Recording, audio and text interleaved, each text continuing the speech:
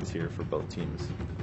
I think it would be good. Maybe? Yeah, it would be good for them to secure Queen of Pain for G. It's an explosive hero. You get one gang going for him, and he can take over the game very easily. So that is also one of the heroes that G is really comfortable at as well. We talk a lot about the Lina, like Sin mentioned the last game. He plays a lot of Bloodseeker too. Yeah, Bloodseeker as well. We're going to get a Naga ban from one of the teams there. Right. And then I think Virtus Pro will be willing to trade Gyro for Lina? Quap Tusk. All right. Oh, As I okay. said, they will definitely not give away Gyro. Yes. And now, you must have misheard. Seems Yeah, like it. I did. So, I think, so now Empire needs to choose. So what do we have? We have Tusk, Quap. Quap, Earthshaker. I think could The potentially Bounty also Hunter? be I don't first know if it's considered. first Bounty pick. is still in as Dazzle? well. I think they'll go Lots. for the But Queen here. you would be looking to have Queen, a yeah. combination of heroes. I think the best combination of heroes would probably be Quap plus Bounty. You want to have the two together, or you don't want to give both away to the opponent. Bounty Undying. Ooh, Undying is also still open. Yep. And this time it's an Undying without a Gyro on the enemy team. So makes it a lot more of an attractive pick for VP. They're going to go just with their Ooh. Tusk Dazzle though. All right. Okay. What was their support duo last game again? The same? Those two plus a Spirit Breaker. Yeah. Spirit Breaker Oh, was the Spirit off Breaker. laner, right? Yeah, yeah. So Tusk Dazzle they had last game Yeah. too. More defensive supports. And one that also can enforce. Does Empire go for the Shaker again? I would personally love to see them get the Undying. Just get in your face of Virtus Pro. Try to play hyper aggressive. It's what they did yesterday when they really couldn't catch the start. Okay, they're gonna go for the Bounty Hunter and play the gank type style. But what they did yesterday against EG when things just didn't seem to work too well for them, they went full chaos mode with Undying, a Dragon Knight, and they just forced fights and started pushing towers really early. I think it's a pretty good way of dealing with Dazzle Tusk as well, where fighting around the Tombstone. Neither of these heroes is good at destroying the Tombstone. And it's fairly easy to... So when Tuscan wants to try to counterfight, that sets up for a really good Sonic Wave under the tomb. So they could have done that. I think this is a good approach as well. Getting the Bounty Hunter, of course, as we talked about, should be a pretty contested pick for this particular matchup. And there's the Undying Bam. So Okay, yeah. They do acknowledge the hero's presence. Yeah, they don't have the next pick, so they're not taking that chance. The Storm being banned out by VP. You don't want that running around.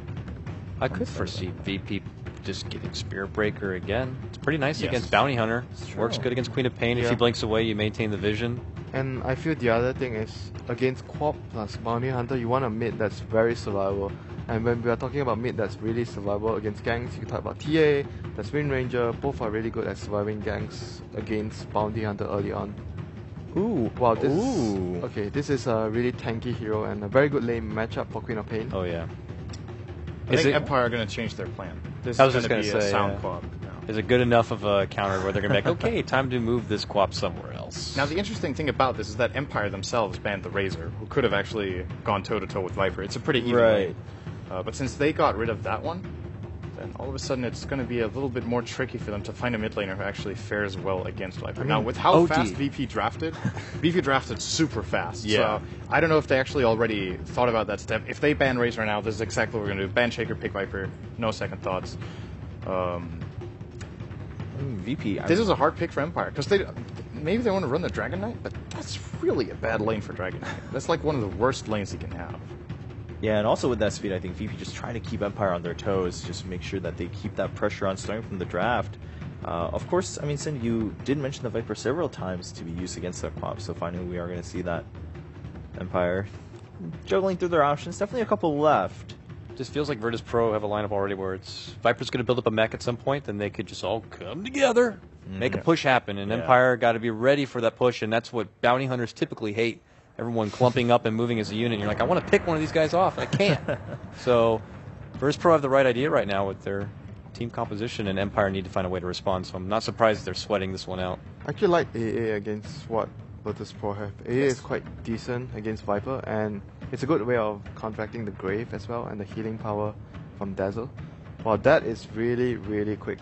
Yeah, I feel like VP just has the whole rest of their draft in their mind, and they have maybe like two options for each step, depending on what Empire reacts with. But they are making sure that Empire sweat it every turn. Empire looks like they are gonna be in trouble.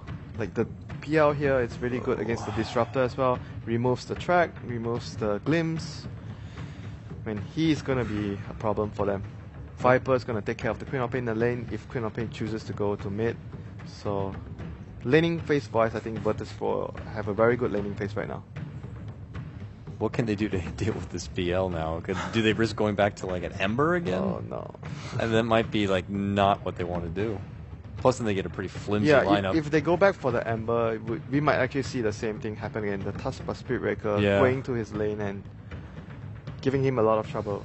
Split. Okay. This matchup is pretty interesting, the Anti-Mage versus PL. So if they both free farm, Anti-Mage overtakes PL a little bit. But if PL goes for a very farm-oriented build-up with like treads into Yasha and maybe a Vlad somewhere along the way if he wants to and just really focuses on farming, he keeps up with AM fairly well. And come mid-game, if there's the one problem AM will have is that, first of all, it's very difficult to jump on PL. He can always just doppelganger. And if the PL has a defusal, Anti-Mage engaging onto him and then forcing the doppelganger can actually get him killed. You can purge him and he loses all his mana before Blink is off cooldown again. In addition to that, the weakness of AM here is, if you look over Virtus Pro's lineup, they actually have the potential to push towers really early on. They have Viper and Dazzle and the Sigil. And AM, he has no good target when the fight breaks out. There's no good Mana Void target, which is usually why what we see, again, I mention it a lot, but I feel like the team that uses Anti-Mage the best are either LGD or Team Secret. They pick it when there's a good use for Mana Void, because that's how Anti-Mage without farm can be relevant in a team fight. There's no target. Crystal Maiden still doesn't actually have that high of a mana pool when you look at it. So I feel like it's going to be really tricky here for Empire to make use of their Anti-Mage. If VP get off to a good start, this could be very one-sided when they start pushing towers. They also have no wave clear. They have Scream of Pain. The lanes are also really hard for, like Anti-Mage, his lane support is Disruptor. I mean, yes, Tusk, they could potentially lane like maybe Tusk plus Dazzle, like what EG did in one of the games, Sanking plus Dazzle to pressure the opponent's carry, and that might be something Virtus Pro is thinking about. Lane-wise, I think Empire are having a tough lanes in all their cores. Their lanes are really hard. I was kind of hoping that Crystal Maiden would have been a Coddle instead, but works good with PL, and if they needed the mana, they could have got it from him. But Crystal Maiden's been extremely popular here. I know at the start I said Naga was one that surprised me, but Crystal Maiden, she's 12-4 right now, coming into today. I don't know if she was picked up at all, but that's the really top good performance. That's a crazy high. Credit a lot of it to FNG. He'd been playing a ton of it. Puppy's been playing a lot on Secret. For sure. Yeah, they've been doing a lot of work. That's pretty impressive. Well, Sand King rounds out the lineup for Empire. Empire kind of fighting against the odds, but they need this win to stay alive for one more chance at the upper bracket. Ladies and gentlemen, Game 2 in a best-of-3 between VP and Empire. VP, so just imagine there's a yellow blob there. It is 1-0 to the side of Virtus Pro at the moment, going into this very important tiebreaker match between VP and Empire. And, well, it's going to be interesting to see what comes out in lanes. I mean, are we seeing aggressive stuff coming out from VP, or do you think they will just keep it on the safe? It kind of depends. I think that VP are the style of team that would try to go aggressive, but there's also the inherent risk of, okay, if it backfires, we're going to be in really bad shape, because then Aloha Dance, no one really does anything to him for the beginning of the game, and he's going to be able to get a ton of EXP. No one's going to be zoning him. Sand King probably also farms, unless they're applying enough pressure to force Yoku out of that lane. So it is risky, but I feel like the reward is also very good. Just depends. Whatever they feel is the best move. Of course, this level 1 engagement, if the side of Empire come any closer, is not going to be ideal for them up against a team of a Tusk.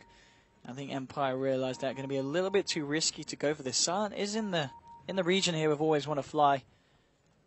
And they are eyeing up this top rune.